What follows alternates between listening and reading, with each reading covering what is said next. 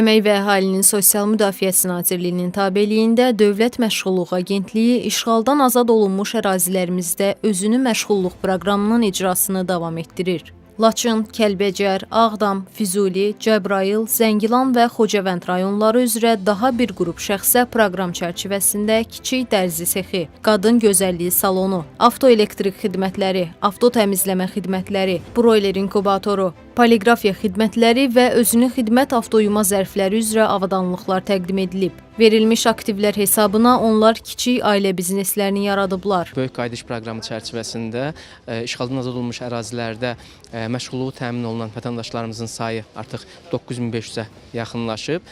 Bura həm öz məşğulluq proqramı, eyni zamanda müvafiq vakansiyalar üzrə işlə təminat daxildir. Bundan başqa bu ərazilərdə biz məşğulluq tədbirlərindən, aktiv məşğulluq tədbirlərindən biri olan peşə hazırlığı istiqamətində də fəaliyyətimizi davam etdiririk.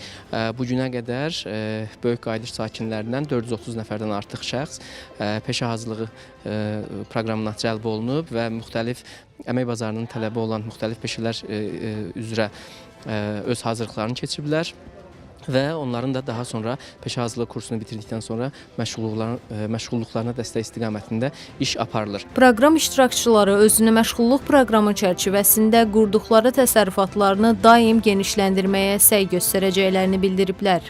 Avtoyuma ilə əlaqədar müraciət eləmişdim və bugünkü gündə gətirib çıxardıblar, çox sağ olsunlar. Avadanlıqlar bunlardır, deməli tostorandır, yuyucudur, köpük vurandır.